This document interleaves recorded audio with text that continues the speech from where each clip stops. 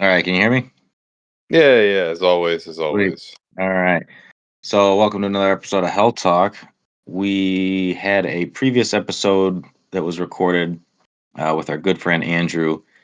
He was going over a couple top 10 lists of his that he put together, and the audio for that recording got all messed up. So, we're not able to post that. But just know that Andrew is a big fan of insects. He is also a big fan of top 10 lists. And I do remember his favorite commons were the expendable goons. So you can talk to him about that next time you see him. Um, but who we do have here today is none other than Miguel, and Miguel recently has been promoted to the to the Champion Clicks Open Battle Royale Champion. So we got a fat stack of prizes for that. But today, that's what we're going to be talking about. We're going to be talking about Champion Clicks Open in Florida. I know Adepticon happened last week, and so Champion Clicks is a little bit old news at this point for people that are really into current events, but it is important to get some feedback for this event. It was the first time for both of us, Miguel and I, to go down to Florida and experience the event. So I just wanted to get our opinions out there and see what we thought about it. So without further ado, Miguel, let's see. Where do we want to start? Do we want to just start specifically with your path to the Battle Royale Championship, or what do you want to talk about first? Um, Honestly, I think we should just talk about like the first day, like Thursday, and go from there, right? I think that's probably the better way to do it, right? Or I mean, yeah, we could. I mean, yeah, if you want. So to, that's to give easy for everybody me at because least an idea, um, to give everybody at least an idea like what you're gonna expect if you ever go. If you're just going there specifically for clicks or something else, I guess.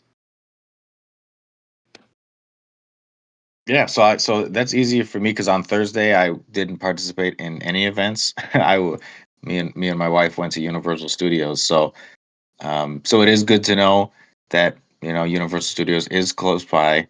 And it's kind of obvious when you look at the location of the hotel, just 20 minutes or so away from the Orlando airport. So the the events on Thursday, the main event on Thursday was called Double Issue, which is a spin on the 2v2 format, which is kind of starting to get a little bit of a footing.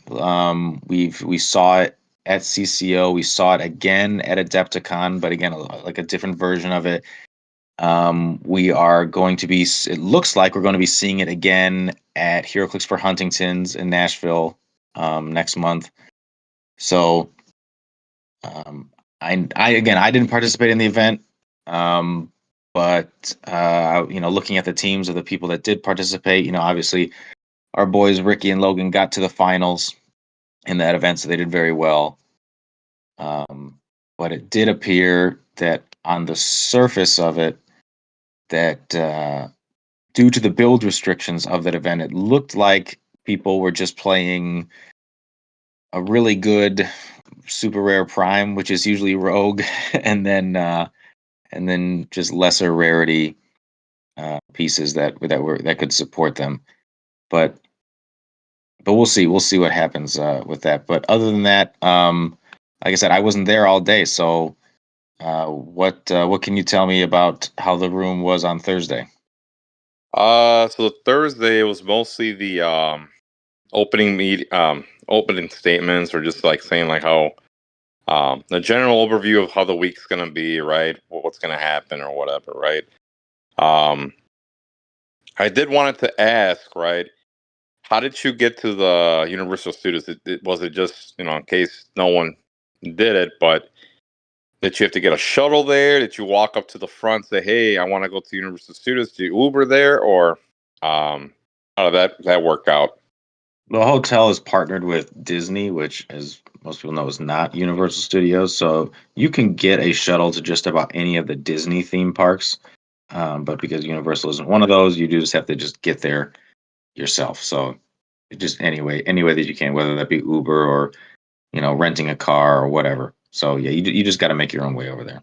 Yeah, I figured I'd ask you that in case someone was curious. They decided to do like next year or whatever. But so Thursday, they opened up with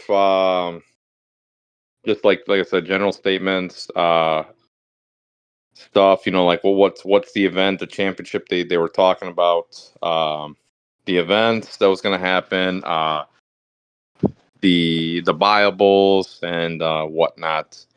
And then they actually for the BR championship, they actually threw in more pricing on top of it. I think they threw more pricing in general, and they explained the what was it, the tri-sentinel picture we saw on Facebook, that throughout the BRs or even like throughout the events or whatever, they're gonna hand them out or whatever, or throw them in.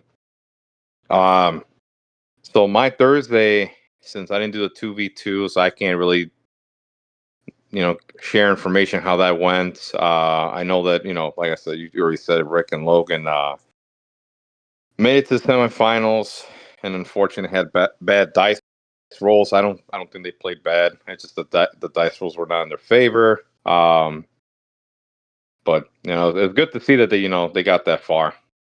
For a format that I don't think they practice at all. I think they just kind of winged it at that point. But two good players, they could figure that out. It's just you can't control the dice rolls. As far as what I did, well, since I really didn't have much going on, and I really didn't, yeah, I really didn't do much besides BRs that whole day. It was like $40. You get the whole brick. They were doing Strange Tales. For that was for the champion BR. So you have to be very specific about that, and that qualified for your points through the rankings. The first BR, he threw a trophy construct because I won the first BR. I pulled Dormammu, which I think that's part of the one of the issues that I've noticed. It was if you pull very, very lucky, you're going to do really well. So it was me, Mark, and I think Ricardo, and I forgot what else, but we did that BR. I won the first one, and I kept doing more champion BRs. Ironically enough, the other ones I've got second and third place, or second, choice or whatever. But I didn't really. I think the only one I really won was that one. I can't recall another one that I won, but so that's mostly what I did was just BRs. But it was $40, which I think was excessive. $40, you use the whole brick. You get 2 boosters. They switched the time because we noticed that, and Mark brought it up, that he might only get 2 turns. So they stretched it where instead of an hour is an hour and a half. Then the next following BR, or I think it was the next day, we decided that it's best to use 5 characters instead of using all 10 figures, because you're not going to use all figures out of your pool. So that worked out for most people. You got an hour and a half, and then they what was really cool, and I guess that makes up for the $40. Every half hour to an hour, or I'd probably say 45 minutes. The guy running the BRs, I forgot his name, but it was the guy taking the payment, keeping track of stuff, would come to the tables and throw more pricing on top. So you had more LEs, you would have more POGs or whatever. I think I walked away. I think I sent you guys a picture. Like it was probably about, and I stacked them up. I think it was like 3 inches of POGs just stacked together, and they were all different. So it's like they were giving out so many of these POGs, LEs, but it was really cool. That was kind of worth your $40 at that point. If you didn't have any of it, it's worth your $40. People weren't a stickler for the chases. like most guys were like, well, if you have it, they weren't really taking it. They were just mostly going for the LEs. The issue that I noticed that I didn't really like was they only had a handful of trophy constructs and black rings to give out. So I only got one trophy construct. No, two trophy constructs for those BRs, but so that's basically how Thursday went for me. It was just mostly BRs. It was $40 for BR, and it was expensive, but I mean, I looked at it as I'm not doing anything else. What else am I doing? So that's why I kind of went for BRs, and I did that all until they stopped doing BRs. So that's how my Thursday went.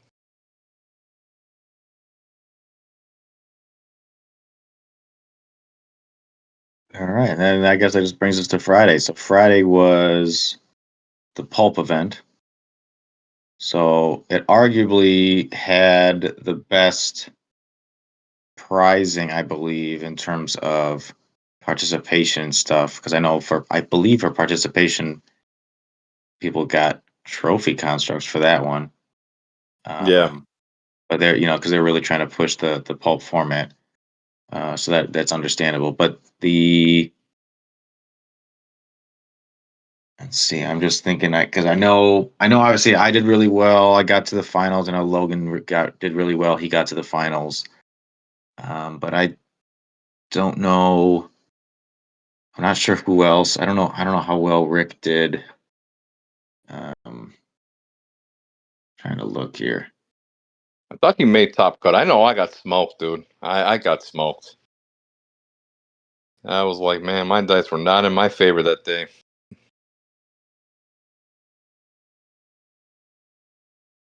Let's see. No, I'm not seeing.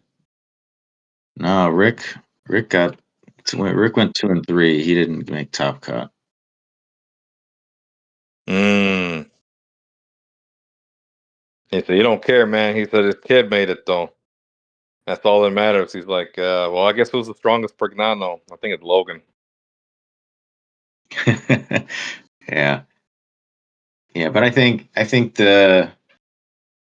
think there's too much more to say about the pulp meta that we haven't already said it before, because the teams were all virtually the same. There were a couple teams that were trying things that I mean I hesitate to say different things, but like the typical combos are still all there. Dormammu was still good. The Moon Knight was still good. Morlun and Bystanders are still good. Falcon, doing with Blue Marvel or Red Widow or even Deathstroke or was it Deathstroke? No, Deadshot. I don't know, whatever, which one it was, but um, yeah, just they're all stuff that we've seen before in the CCO regionals. So it was no surprise when the teams that were doing well in the regionals also did well uh, in the main event. So I was actually more surprised. I believe I could be wrong, but it looks like Rick didn't use the same team that he used to win the CCO regional against Andrew. So that would, I mean, I don't know. Maybe he did, but it doesn't look like he did because I'm not sure that he used the Minotaur in. No, he didn't use the I go back and Minotaur check. in the. No, he didn't use that one because that was one of the things that I think he realized playing against me. That if you put not I didn't have a barrier piece, but if you put blocking on a certain, I forgot, I think it was the Phoenix Nest map, and it's like I think I blocked off orb. Yeah, I blocked off orb. So then I think that's when we were talking about that. Yeah, I think you need someone to start blocking because barrier is actually a relevant power in pulp. Yeah. So you might have went the Minotaur route. I didn't see his team for the CCO, but if you're saying that it's the Minotaurs on there, that might have been the case because I think he realized that he had to destroy blocking or whatever. Yeah, but it's one of those things like barrier is so good, but not a lot of people play a high barrier team. And then nobody really need like you look at the top teams and it's like nobody needed a piece that really dealt with it. So I think for some people, like I said, the dead shot um was probably the answer because they would just say, all right, they're gonna target somebody and then they can shoot them through everything. So perhaps that was the way to go. But it's still, like I said, the combo is the same of using Falcon to bring over a guy, and then the guy shoots or punches for a bunch of damage, and it's like, yeah, it's same as we're used to seeing. Um, but Yeah, uh, it's but the yeah, same I thing. had a couple good games. Um, Fortunately, the game that my dice went cold was the game that didn't matter. There is uh, another Logan. I say like the Logan, not Logan Prignano. There's a Logan Growney who he was using the dead shot combo with Falcon, and ironically, every time that I faced Logan over the weekend, which is only twice, but it's one of those things. It's like it's odd it happened twice. Were games where both of us were undefeated going into the final round of Swiss, so therefore our game did not matter. Um, so it was just it was ironic that again the only times I faced him uh, were games where it's like we didn't have to really try that hard. In our first game in Pulp, my dice didn't try at all. I don't. I believe I had a single attack all game, and I didn't score any points. So I was like, "Yep. Well, what do you know?" But I knew my team was good, and like I said, it made it to the finals. Moreland is just wildly strong, and when comboed with all the other bystander buffs and generators and whatnot, I think it's just the team does really good. Um, like I said, nothing. There's nothing really else to say about Pulp. I other than that, I hope Pulp does receive significant changes soon. I was talking to David afterwards, and talking to David. I was talking to Anthony. I was talking to Ian. Talking to pretty much everybody I could about Pulp, and the um I guess the consensus, that I got back was that yeah, everybody else would really like Pulp to be, have a lot of changes, but WizKids didn't feel like it was necessary, or more or less at the end of the day, WizKids wants to be the decision maker, or they have to be the decision maker because they own every format of HeroClix, or they would like to own every format of HeroClix. One of the two. I don't know. However, their license, uh, how far their license goes on intellectual properties, but regardless, um, after talking with David, he was saying like, yeah, because I'm like, I was brought up the point of how double issue is, was a fan made format. Rules were just made up, by players and tested by players, and they're just gonna, over several iterations, they're gonna get better every time. And I was like, why can't it be just like that with Pulp? Because they implemented very rapid, very quick changes within double issue. So why couldn't they do the same thing again with Pulp? There's again the answer that I'm getting back is that people were just dragging their feet at WizKids, which is fine. But I was just asking them like, all right, well, what if I just post things online and say, hey, these are the changes that I would like to make for Pulp, and you can try them out and see how you like it. And especially since we heard that HC Units has the capability of creating custom formats, but it's a hidden feature currently. It's not, you know, it's not obviously accessible to everybody. but it's in the code for HC units.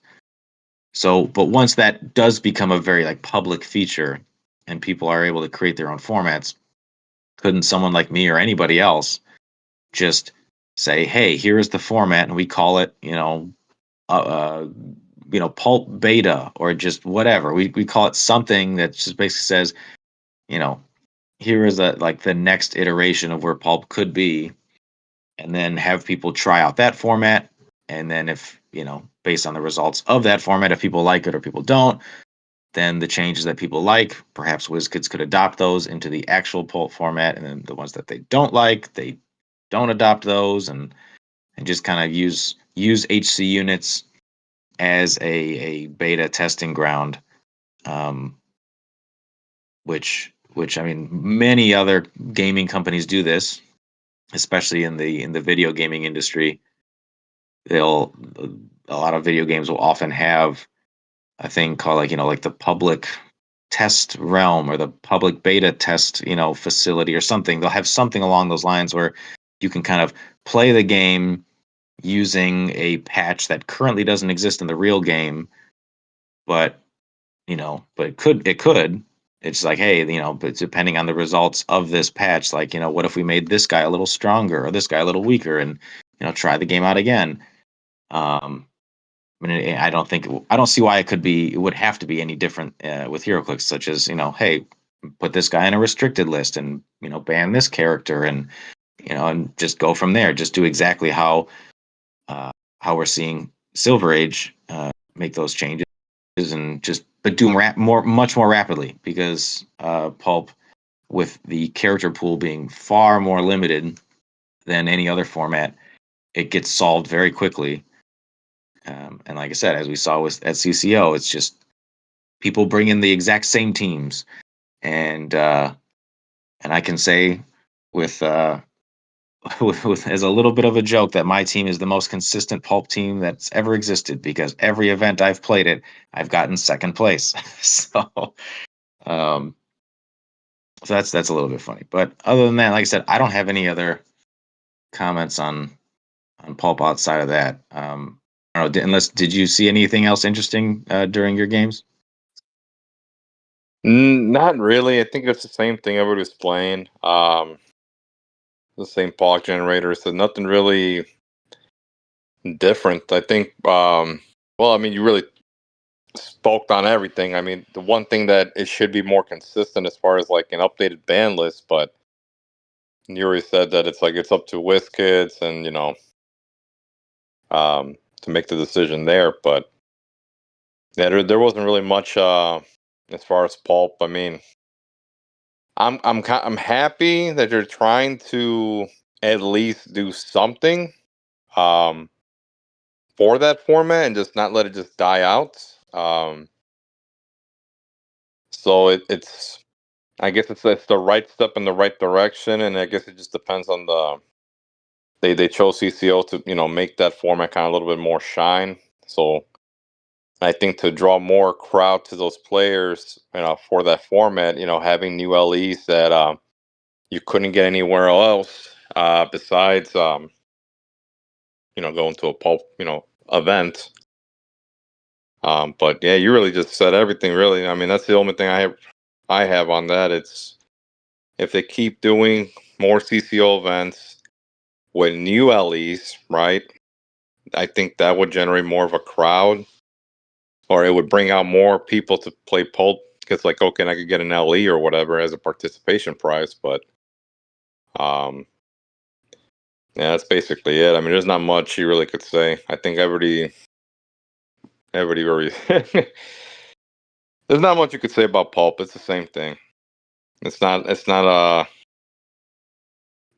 well, I shouldn't say it's not an interesting format. It's just, to me, I think it's just stale, but that's just me. And I think to keep it from being stale is having the new LEs with that event.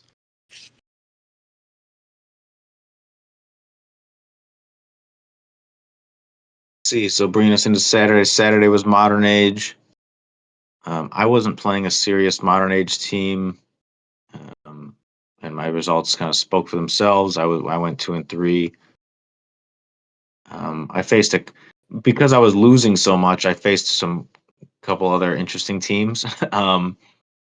But I would anticipate that if I was winning more, I would face a lot more prime rogues. But but fortunately, I didn't have to face. I don't think. I don't know. Did I face a prime rogue? Maybe not. I know I only faced a single chair panther all day. But like I said, that's what it's generally what happens when you lose a bunch. You don't face a lot of really good pieces that all of the more well-known meta players will use. But I mean, I had a decent time on Saturday. There's a um, it's not that I didn't like the team I was playing. I think though I realized that it was very punishing to for slight misplays. Whereas a lot of other teams, when you play, if you make a little misplay here and there, you can usually kind of salvage it with something else, during the turn. But the team I was using with Prime Cabled, like if you made a small mistake, you kind of just uh, you really threw games when you made small mistakes. Um, but like I said, I don't. Other than that, I had a fine time on Saturday. Um, like I said, I didn't make top cuts, so I was able to. Uh, was I able to go and take a nap? I don't know. I forgot. I can't remember exactly, uh, but yeah, I don't really have too much else to say about it because, like I said, I didn't face any other super competitive stuff on Saturday. Um, let's see. As far as my modern thing, whole modern team or whatever, I don't know what thing, but um, well, as you know, I was playing the Hawkeye, and I thought I would be the only one, right? Yeah, like I said, playing a weird fucking team. Obviously the result, like you said, spoke themselves. I didn't do good either. It was, I think, went 2-3.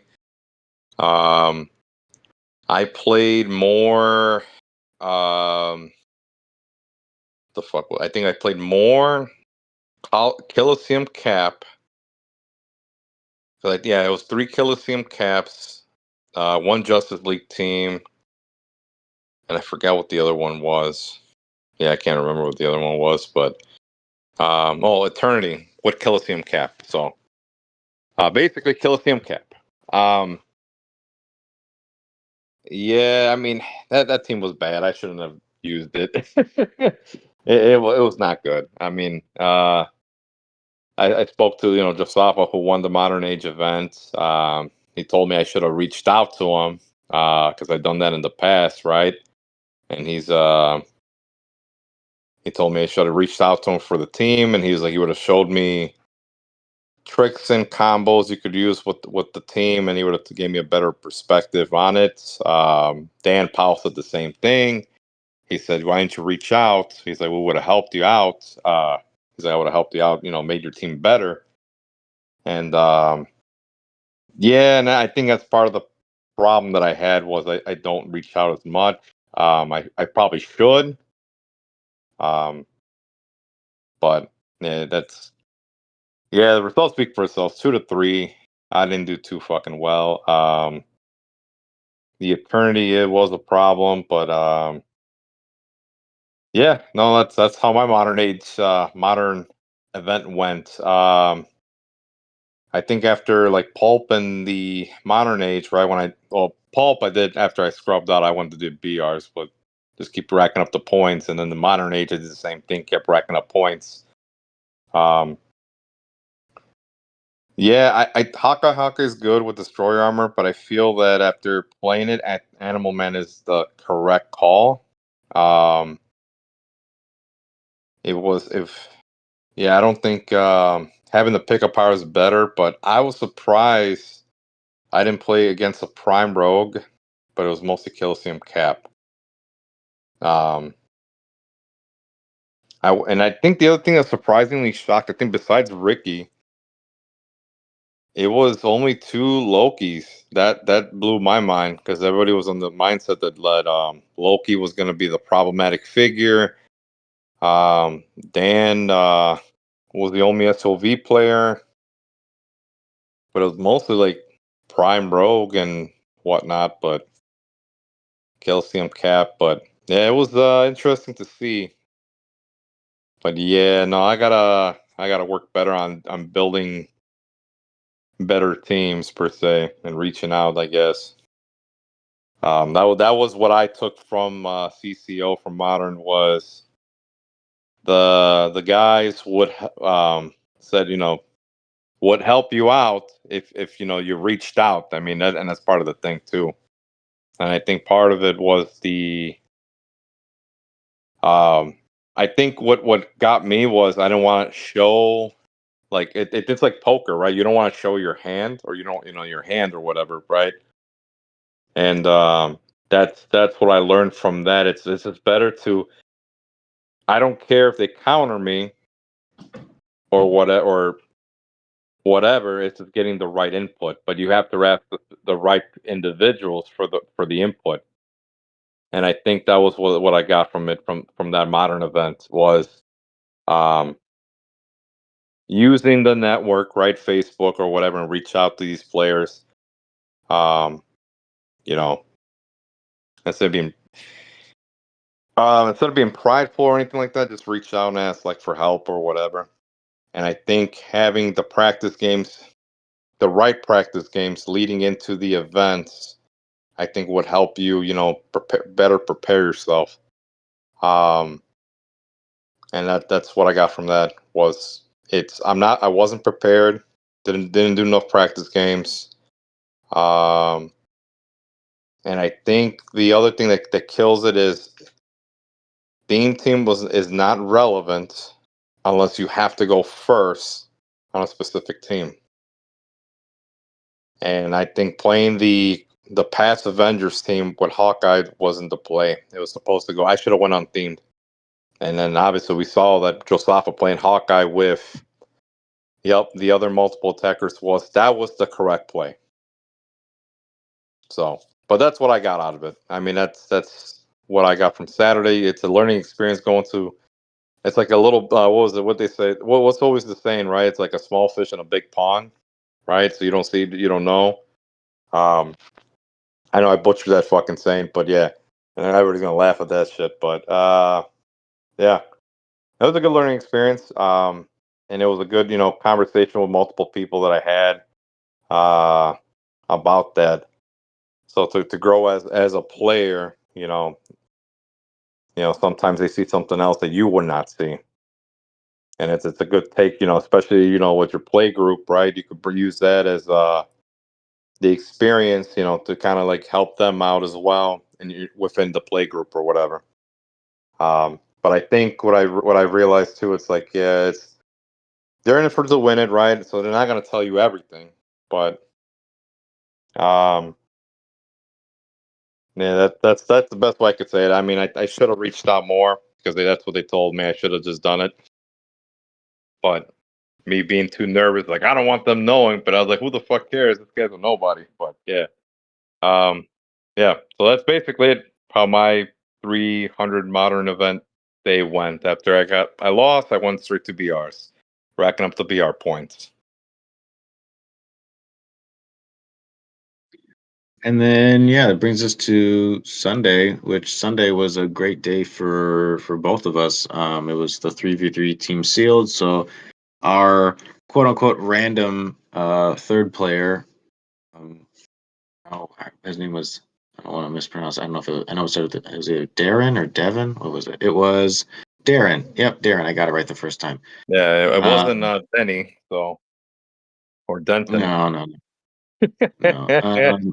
So we got, I think we got an excellent brick, um, which is it was the Dormammu brick that came with everything. Let's see. Then our chase was Loki, Prime Baron Strucker, and then some solid super rares. Um, which kind of just led itself to make three teams that I felt like the teams kind of almost built themselves. There were a couple like last edition questions of like, oh, who should I add to this team? I mean the Dormammu team that I played, like I said, that was just done. Like as soon as we saw it, I was like, okay, the team's already built. Um and I think just for like your team and Darren's team, I think there was just like one question of like, oh, who was the last character I should add to the team? But other than that, I think it was a pretty easy team building experience because our brick was so good. And then we got to top 8 as well. So, good brick, built good teams, performed well. So like I said, no complaints there. I think that was the first 3v3 event I ever participated in. So again, just always happy to make top cut. But I think just what's more interesting in between that was, so they had the Swiss rounds of 3v3, and then in between the Swiss rounds and top cut rounds, they took a break for people to get food and drinks and whatnot. But while that was also going on, they had the uh, championship BR take place. So yeah, Miguel, just tell us about it. Tell us how that went. Who was in it? Who pulled what, and just run us through the event. Run us through that BR. Oh fuck, man, it's been like a hot minute, but so like you said, it was the Swiss rounds. I brought that up to so before the 3v3 started, right? I brought that up to PJ, and I said, hey, I know I'm in the championship BR. Is there any way to play in that? And obviously, when you're doing the round or whatever, my team might just take a loss because I won't be able to play that match, so that my opponent will get a win. He's like, yeah, that's probably going to happen, but make it very clear with your teammates. And then obviously I talked to you and the other guy, and you guys were okay with it. And so then what they did was, which I didn't know anything of it, was that they said, well, PJ comes to me, he's like, okay, you're going to play the championship BR. When the last Swiss round goes and everybody goes to break, and then when that's done, then you come over here and finish the round. Play the Swiss rounds or whatever. But so that was pretty cool. They did me a solid that way, so it wasn't too bad on you guys. But so Strange Tales it was me, Ali, Ricardo, and Mark. So it was the same as my first BR. I pulled Dormammu.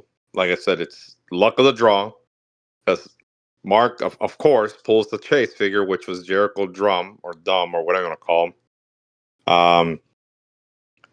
He pulls the chase. Ali pulls Mephisto. And then Ricardo pulls the super rare Baron Strucker, right? I pulled Dormammu and I was like, okay, well, you got the chase, but I got Dormammu. I might have a good shot. So they're using the new rules, an hour and a half, and then they use the 5 figures from the pool. So you're just stuck with astrals or whatever. So I picked a Dormammu. I passed my pack to Mark. I think that's because it was it was the counterclockwise, I believe. No, that was before. Yeah, because clockwise. No, so that was the second pack. It was so he pulled a crap pack. The second round of packs, I pulled crap, and that's when he pulled the Baron Strucker. Yeah, and then Ali pulls the Mephisto. That's how that happened when we opened the second pack. So Ricardo actually passes me the Baron Strucker, and that's actually that and Ali using Mephisto what got me to win the champion BR. So there was moments, right? So like I had to roll a 9s or 10s or betters in that BR. trying to take out Mark's characters because he had a figure that gives everybody +1 defense if they're in smoke cloud. But Ali having the Super Mephisto, if you get a contract token, you get to reroll the attack. So that helped me having like a pseudo prob, right? Universal or whatever, taking out Mark's figures, and then Ricardo will move one figure towards me, and then my figures will take out that one figure because he missed all the attacks. Mark realized in that game when his first attack with Jericho Drum or Dumb or whatever you call him, he needed a 7 or better, and he rolled a 6 into a 5 into a 4. And then he realizes, like, I'm not winning this game because he told me that after the event. And after that, he was so upset. He's like, fuck this thing. Oh, why am I doing BRs and whatnot? He's like, I should have never came, but that's just Mark being Mark. Ali had the Mephisto mind controlling people with contract tokens. He was mind controlling my Dormammu, and I was like, Ali, man, instead of attacking my guys, why don't you attack this juicy figure over here that's Ricardo's almost dead? Just shoot him for 5. Just mind control my Dormammu and shoot this guy for 5. So Ali wasn't even attacking me. And I was never attacking Ali. I was like, I was never going to do that. I think maybe towards the end, when he moved the character towards my guys, and it was the only target that I had, that's when I think, yeah, it was like towards the end, that's when I attacked Ollie. Because he had a character right in front of my guy, and I couldn't do anything. But in the beginning of it, I was never attacking the kid. Mark was going for the kid, and I was like, man, why are you going for the little guy? So we're going back and forth, but it got to the point that I was over 100 points or more in the BR, so they couldn't catch up. It was almost near impossible because I was getting at least 2 kills on my turn. So the points were racking up pretty quick, and they realized it. Instead of going all in different directions, I think they should have just went for me and just focused on just trying to get take their Dormammu or commit to it. Because that's what I told Mark. I was like, why don't you just commit to it? He's right there. He's like, well, if I go for him and I these attacks don't connect, then someone else steals 200 points. And I was like, yeah, but if you don't go for it, how are you going to get back into the to get back into it with a chance? So it just kind of went back and forth. I was rolling extremely high in that game, and like I said, I only won because Ali pulled a Mephisto super rare, because that's how I was able to get a pseudo prob, where I needed the attack to hit. It's like, I need this attack to hit to get the KO, otherwise I'm giving the kill to someone else.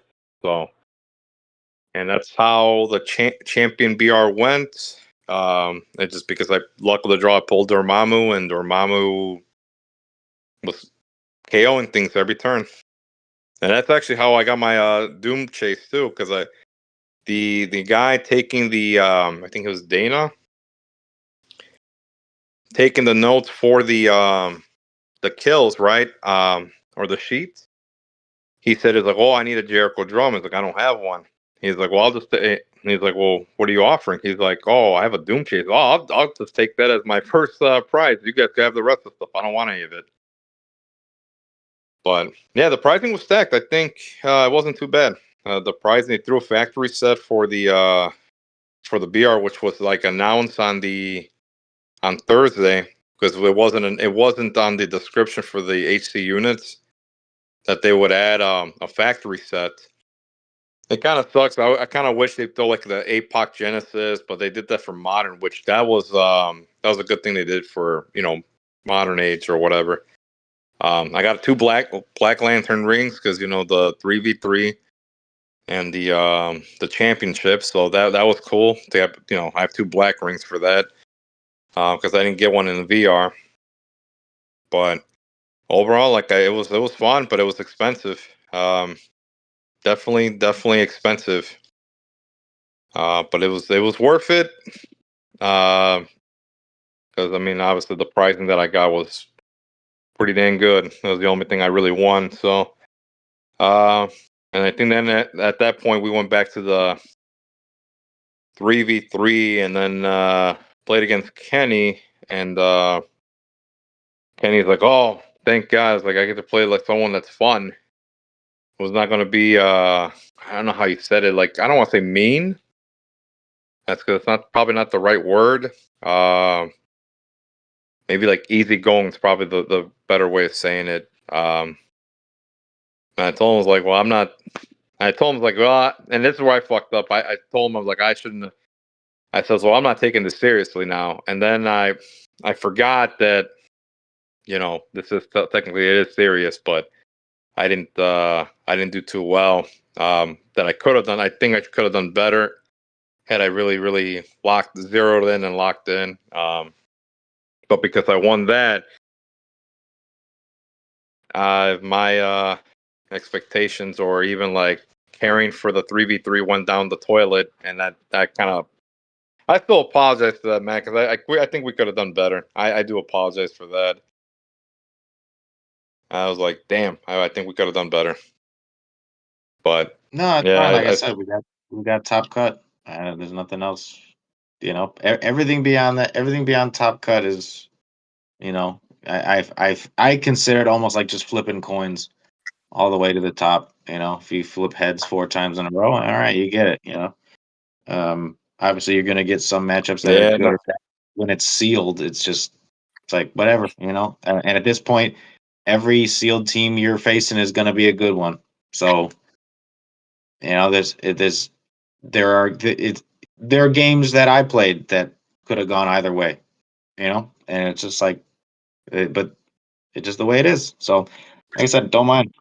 Got top cut, like you said, the best thing that we got out of it is we all got another Black Lantern ring. So yeah, I think the that's, group got a that's the main lot of thing. Black Lantern. But besides, I think Logan and Rick just man, the pricing. I don't know how they probably paid. No, Joe probably did them solid because I know David shipped my stuff actually this week. But yeah, I have a factory set that I have no clue what I'm gonna do with. I'm probably just gonna end up selling it, but it's kind You of sure? crazy to get a factory set. And I was wild that he threw that in there. It was just wild. Um, but yeah, I think as far as like CCO things, um, I think my only like gripe about it, right, was the same LEs. And I mean by that, it's like the same stuff that you would get at a CCO like local event. Because it's like the resale value, you really can't resell these and get your money's worth. That's kind of like the big thing about that. I think honestly, if they had a stack of just trophy constructs and Black Lantern rings and like Joe Fixits and stuff like that, maybe that might be better. Because then at least the resale value, if they wait like a week or two, right, before they go in the secondary market, or before they say, hey, you can get these at the Whisket store, maybe that helps, for the resale value. But um, that's like the biggest. Yeah, I think that was my biggest gripe about it. I think a lot of people felt the same way because it's almost damn near impossible then to sell these Arctic Batmans. Like you just no one really wants them because everybody already has it. Um, but and it kind of sucked they didn't get Venom. That's I think that's my other biggest disappointment. I think if the BRs were Venom, it would have been a different story.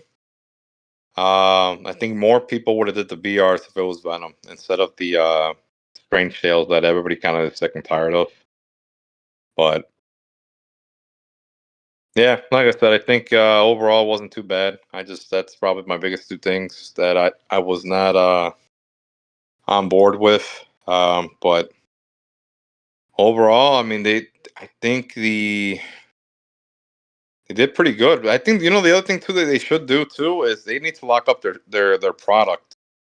Because I don't know if you heard, but they were saying that someone stole a bag of the Black Lantern rings, and then I guess people were taking BR tickets. But I think they should have just locked up the place and let no one in after a certain amount of time or whatever. But that's what I was hearing. I don't know if you heard Yeah, anything. they can't, you know, you can't lock a building or a room that isn't yours. So, um, but I agree. Like, yeah, they should have uh, probably had a better system of bringing certain prizes back to a hotel room, and keeping it in there. But it's the same thing, I guess, when it comes to, if you're a thief and your goal is to steal those things, if you just know where they are being kept, whether it be in somebody's hotel room or somebody, or in a conference room, even if the doors of the conference room are quote unquote locked, which those doors can't really truly be locked. But um, but if you're a thief and you know where the product is in the building, you'll get it. You know what I mean? It's one of those things where um, unfortunately we have those type of people that will look at events like this as purely a money grab. Yeah, it's kind of disappointing, but I mean, I think overall it wasn't bad. I mean, the dinner was like on point. I think I think what I got from all this, right? It was the learning experience that you should reach out for better team building. You should reach out and you should practice an adequate, a timely. I shouldn't say timely manner, but you should practice your team, right? Going into a big event, get a couple good practice games and learn from the mistakes. Um, the other thing too that I think made a big difference is that going into these bigger events, sponsored, I don't know if it's sponsored by Whiskets, but bigger events like this where they show the new stuff, where they talk about new stuff, getting with the people that are, and I don't want to say in the know-how, but I guess that's the best way I could say it. To see that what's upcoming, what's going to be new, and I think for HeroClix or Huntington's, I think that's something that I'm looking forward to. That that's see what new stuff they might have. But I think the having a good play group makes a huge factor. I think I was talking to Rick about it. That I told him that none of this would have been possible without you guys. I would have never ever considered doing this if it wasn't for them. And I wasn't. And I told him, I was like, I'm not trying to sound emotional, but it was to me it was like, if it wasn't for them, I don't think we would be in this path that we're on. I don't want to sound like that, but that's kind of weird. But we wouldn't be in the situation we're in now, where we're going to these big events, right? And having a good time, this and that. So that's why I told him. I think it was the Friday on Pulp when it was. Yeah, that's when I told him it was Friday. But that was the thing that I realized. I was like, these guys is what made this more possible. And I know my voice sounds breaking, but it's because talk too much. I ain't crying, so I don't want anybody thinking that shit. uh yeah, no, that's what I got out of it. It's having a good group of players, a good group, and reaching out to those better players because they're willing to help out. You've got to reach out to them. But I told them, like, yeah, we would never be in this situation if it wasn't for them. And I sound like a broken record when I say it because I think I repeated this multiple times. But um, yeah, I think that was the big thing. And to everybody, well, no one knew this besides Matt, right? But this was my first flight in over 20 years. And I asked him a lot of questions about this, like, what the fuck is a carry-on bag? And no one knew about that. But yeah, I kept asking Matt for a lot of that. Because I never traveled on air. I was like, I don't know. What if I get pulled by airport security? What if I go on the wrong plane that shipped me to Texas? Now I'm in Mexico, and yeah, now I have to switch my name instead of Miguel. It's probably Alfredo now. I don't know, but that's just being weird. But yeah, I don't know, man. I don't know what else you got from that, but that's basically what I got out of it for CTO. Yeah. Yeah, I agree. The timing for, especially when the Venom set is coming out, was a little unfortunate, because I 100% agree. If Venom was being used for more of the BRs, and uh, potentially also included as sealed product for prizing, then I 100% agree. I think it would have been a much more desirable uh, prize pool for the competitive players to to just want to win. Because as it stands, like you mentioned, it's like, yeah, you can give out a bunch of factory sets, but for some players, it's like, I already have everything. Like, there's nothing in the factory set that I would want to keep, and so of course it's like, that's in a in a sense that's good, because you can just sell the whole thing, but uh, it would be, I think everybody would rather get something that it's like, hey, there's something in the prize pool that I want to keep. And unfortunately, I think, for myself, and I think for quite a few other players, really the only desirable thing was over the weekend was the Black Lantern ring. And you could argue the trophy construct, but there were events that gave that away as a participation prize. So there shouldn't have been anybody over the weekend that wanted a trophy construct but didn't get one. And I think that for the people that want one of the new Black Lantern rings but didn't get one, I would either anticipate an errata for it, which brings it more in line with how it should work.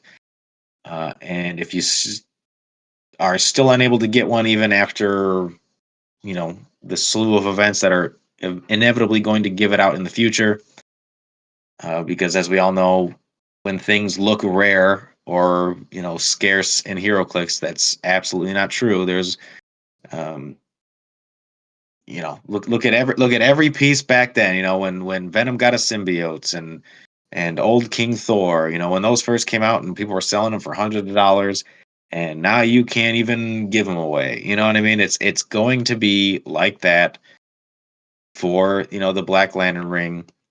Eventually, I mean, you could argue that it might not get that way because it's an equipment, but I mean, look at the sword construct that was given away, and everybody had one. And now it's like, if either everybody has one, or if you want to find one, they're not hard to find. So I wouldn't worry about any of the prices being exclusive for that much longer. And as we've been practicing, if you are really that concerned about the Black Lantern ring, especially when combined with the power battery, just use EGAN rack and stand next to whoever the power battery chooses, and you'll find that your play experience will improve quite a bit. So, but overall, going back to your point of saying, it was like the first fight you had in a while, and um, especially, like I said, for both of us, is just the first time we were at CCO. So, if you are going to go back again, what would you do differently in terms of the preparation going there? In terms of, like, would you pack anything different? Would you tell anybody, hey, make sure you bring this with you, or make sure you plan for something? What advice would you give to somebody else that's going there for the first time? Um, I think honestly, pack, like, I don't want to say like heavy clothes, but have like a good bag that could carry a bunch of LEs, because I think that's the bag that I had was adequate for that. I don't want to say pack less clothes, because that doesn't make any sense. Because then otherwise you'd be using the same clothes. But honestly, I think maybe I don't want to say silverware. That's not the right thing. But it just seems like I asked you for the amount of information that I got, and I watched a couple of YouTube videos going for as far as first flight. I will say bring snacks. I think that's the big factor is bring snacks because the on site there's not many options as far as snack wise, and I think the having going through airport to bring snacks, I don't think that was probably the best way, but I don't know if they're gonna make you throw it out, but I if you put them inside the bag it should be fine, but I think it just bring snacks or go find a cheaper option for that. But as far as going, get your real ID. I will say that your real ID is a huge factor. Um, I mean, you could have your passport, but I think the real ID sped up the process quickly. Um, get that. Bring a bottle of water that's empty, so then you can fill it out. Because I didn't think anything of that until you said it. Bring a bottle of water. Because you're gonna be thirsty when you get off the plane. You're gonna be thirsty. Um, after you pass the checkpoint and all that stuff, at least you have something to drink. You have to buy a bottle of water, but I think that's what it is. The snacks. Pack lots of snacks. And stay hydrated. I think that's probably the best way I could say it. But I think overall, just have a good bag, and yeah, that's basically it, man. There's not much I could say. I mean, because that was the only gripe that I had with it. I should have brought snacks instead. Now I'm buying like a full, I think $30 for a bag of M&Ms, and I was like, man, what? Like this lasted me. Well, I mean, granted, I got my money's worth for a week, but um, and also I think the other thing too, instead of going to the hotel, I think Ricky had the right idea, sharing what was it the room with the other guys with the syndicate crew. I think they had the right idea with that, getting it. I think it was an Airbnb or whatever. But I Yeah, think that's I think better. that's also highly that's contingent on the fact that they had also on-site transportation. If they had to take an Uber to and from the hotel every single day, then it would cost them less to just stay at the hotel.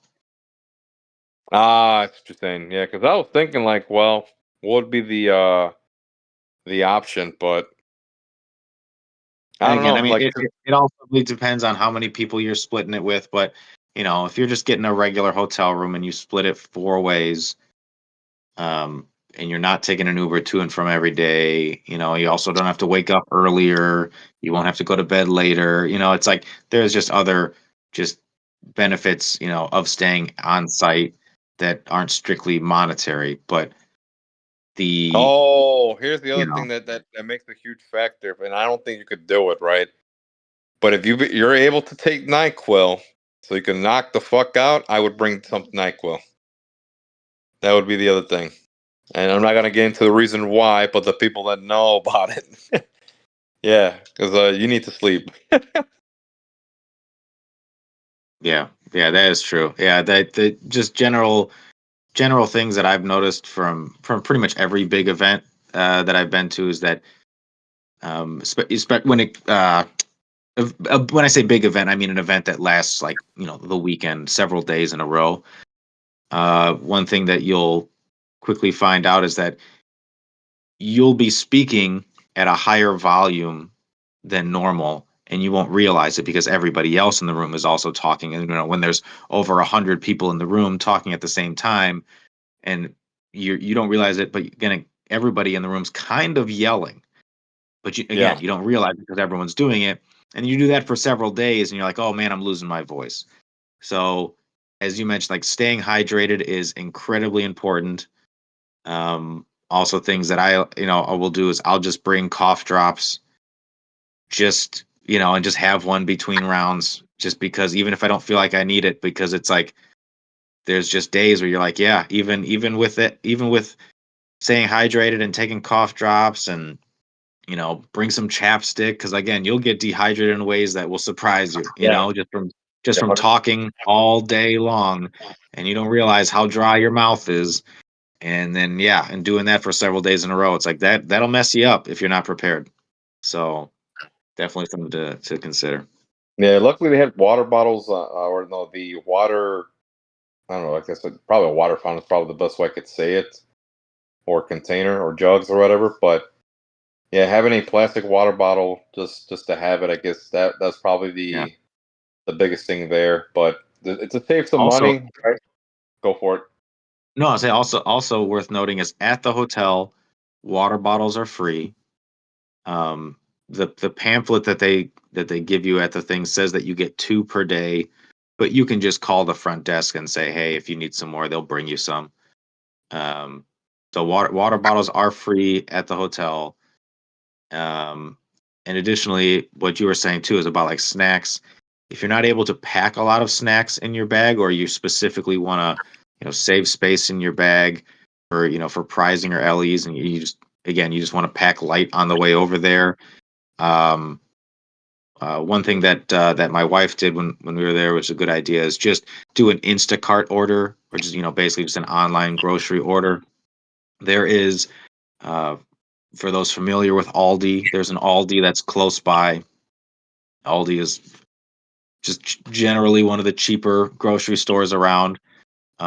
So you can get, fresh snacks and fruits and whatever you like. Basically, whatever they sell at Aldi, um, for a much more reasonable price than the on-site food options at the hotel, because um, Oh, you don't want yeah. to be spending, what is it, $4 or $6, for a cup of yogurt every day. You know what I mean?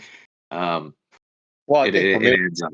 coffee, but I mean the or iced coffee or whatever that they had. But even the restaurant, right? No one knew about the restaurant. I think that maybe until Friday that you get a 20% discount. But I mean, for me, right? Knowing, well, you guys know the medical the thing that happened to me, right? I can't eat as much, so having the medical card actually saved me money because well, I hate to say it, but I was ordering from the kids menu. So like instead of paying like $25 every single time, I was paying like less than $10 for a meal, but I could only eat half the meal anyway, so that would last me for the day basically. But yeah, the if you like Matt said, the Instacart's probably the best option you could do. But it gets expensive. Um, and plus they run out of stuff really quick too. That was the other thing too. You didn't have sandwiches, whatever. Yeah, the instant cart's probably the best option, but um, yeah, I think that's probably the best way I could say. Yeah, you just get yourself a loaf of bread. If you like peanut butter and jelly, get a jar of each of those. You like lunch meat, get a pack of lunch meat. Get some sliced cheese. Just make yourself a bunch of sandwiches for the week and just chuck them in your fridge in your room, and you're good. Then you can get a bag of apples, a bunch of bananas, pack of strawberries, whatever. There you go, and then you're all set. And you're spending less than, we spend what, 30, $40 maybe. And I think if you have Amazon Prime, then you don't have to pay delivery fees or something. I don't know. There's a lot of bonuses here and there that may or may not be true by the time next year rolls around. So, uh, but it's like I said, it's definitely something to consider. And it's, again, if I do go again next year, it's something that I will definitely be doing again. I'm not gonna be, like I said, getting any of those $7 drinks or whatever from their little cafe downstairs. I'm just gonna be like, no, like I said, bottled waters are free. I'll just bring those little like packets of little like water flavoring stuff, just mix them with the bottle, and there you go. Got a bottle like lemonade or something, and we're just good for the day. So I don't, let's see. But other than that, though, I was pleased with the overall like hotel cleanliness and quality, and they have a nice outdoor pool, nice jacuzzi. They have a spa on site, which is of course a little more expensive than most spas. Um, but other than that, I didn't have any other complaints. Their bathrooms were very nice and clean. Like I said, just overall space was good. I didn't really see anything that stood out to me as far as anything in like disrepair. So yeah, Yeah, so there was nothing else for me, yes. but I agree. I think to me that was probably the out of all the hotels, right, that we've done, right, like going to different places with the guys, right. To me, this is probably it was by far probably the best as far as like comfort wise. I was able to actually sleep a little bit better because like when you're not in your own bed, you don't sleep as good, but this wasn't as bad as I thought it was.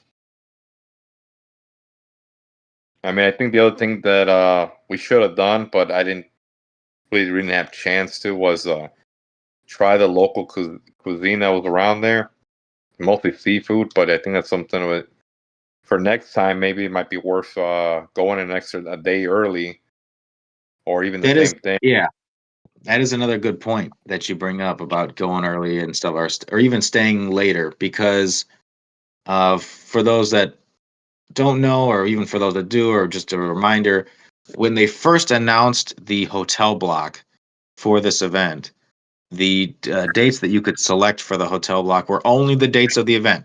So it was basically just from, Wednesday night to Sunday, and basically like you're checking out on Sunday. The uh that those dates were eventually extended, but it was after I had already, placed my reservation. And of course, could I have called and changed it? Perhaps. So maybe that's on me at the end of the day. But I do think, knowing that that's possible, and I would have preferred to, like you said, have either gone a day earlier, or probably even better would have been stayed a day later, because that would have been a good day to like just to recover from everything. And then like you said, that could have also given us a chance to, go out and, try, like you said, try some, local cuisine, or just, you know, enjoy the amenities that the hotel offers that we didn't, experience otherwise, because of just event schedule. So yeah, that is something I would also recommend. This is, again, of course, also just ties into budget. If you don't have the budget to stay an extra day, then you don't have the budget to stay an extra day, and I'm not gonna encourage anybody to spend money that they don't want to spend. So Well, overall, the as far as cost wise, I mean, I think cost wise, right? I think if you're paying it early in advance, right, and you plan for the trip, then it's not as big of a cost as you would think.